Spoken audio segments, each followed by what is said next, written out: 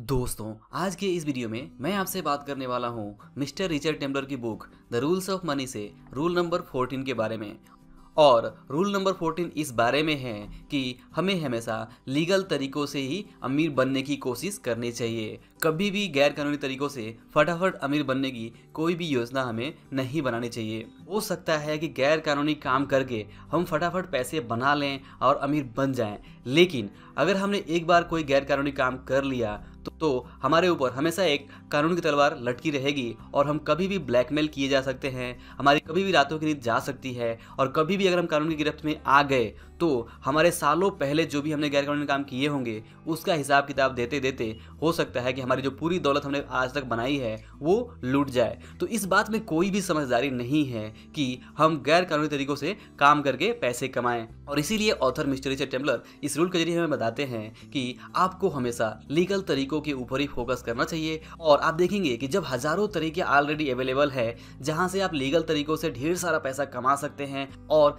जितना अमीर बनना चाहते हैं उतना अमीर बन सकते हैं, तो फिर आपको गैर कानूनी तरीकों से काम करके पैसे कमाने का रिस्क क्यों लेना। जी हाँ दोस्तों, याद रखिए कि गैर कानूनी तरीके से पैसे कमाने में बहुत ही ज्यादा रिस्क है जिसके बारे में आप सोच भी नहीं सकते। हो सकता है कि शॉर्ट टर्म में कोई कानून को धोखा दे दे और कानून की नजरों से बच के वो बहुत सारा पैसा गैर कानूनी तरीकों से कमा ले। जैसा कि आपने देखा होगा कि रिसेंटली जो वेब सीरीज आई थी हर्षद मेहता स्कैम 1992, जो real Harshad Mehta scam story के ऊपर बेस्ड है। और अगर आपने वो सीरीज देखा होगा तो आपको एग्जैक्टली आइडिया लगा होगा कि किस तरह से हर्षद मेहता ने कुछ फाइनेंशियल लूप होल्स, कुछ कानूनी लूप होल्स का फायदा उठाकर बहुत ढेर सारा वेल्थ क्रिएट किया था।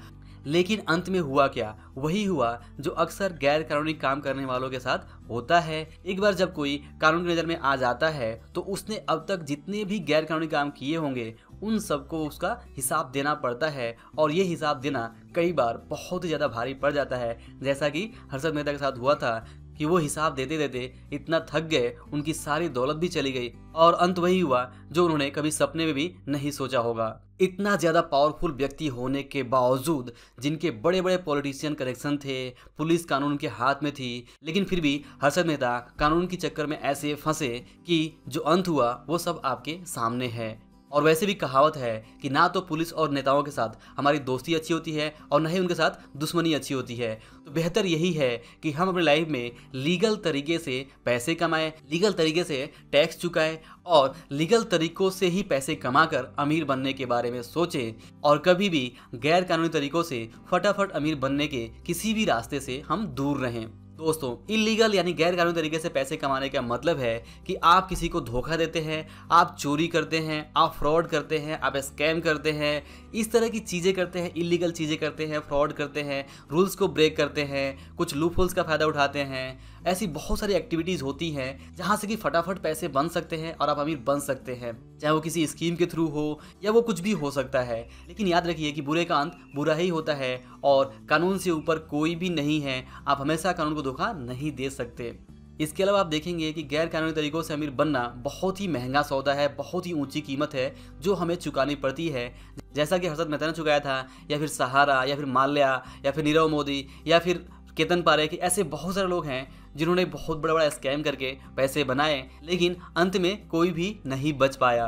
तो यही बात हमें समझनी है कि हमें हमेशा लीगल तरीकों से पैसे कमाने के बारे में ही सोचना है और कभी भी फ्रॉड या कभी भी किसी स्कैम के थ्रू या कभी भी गैर कानूनी तरीकों से पैसे कमाने के बारे में नहीं सोचना है। तो दोस्तों, इस वीडियो में हमने रूल नंबर 14 के बारे में बात की और ये समझा कि हमें हमेशा कानूनी तरीकों से ही पैसे कमाने के बारे में फोकस करना है। साथ ही साथ इस वीडियो में हमने स्कैम 1992 के बारे में जिक्र किया। तो अगर आप चाहते हैं कि स्कैम 1992 इस सीरीज से ऐसी कौन कौन सी बातें हैं जो हमें सीखनी चाहिए, तो अगर आप चाहते हैं कि उसके ऊपर मैं वीडियो बनाऊं तो आप नीचे कमेंट करके बता सकते हैं। तो आगे मैं उसके ऊपर भी आपके लिए जरूर वीडियोस लाऊंगा। तो दोस्तों, अगर ये वीडियो आपको पसंद आया हो तो इसे लाइक और शेयर जरूर करिए और अगर आप हमारे चैनल पर नए हैं तो चैनल को सब्सक्राइब करने के साथ साथ बेल आइकन भी जरूर प्रेस करिए। और अंत में इस वीडियो को पूरा देखने के लिए और हमारे साथ जुड़े रहने के लिए आप सभी का दिल से बहुत बहुत धन्यवाद।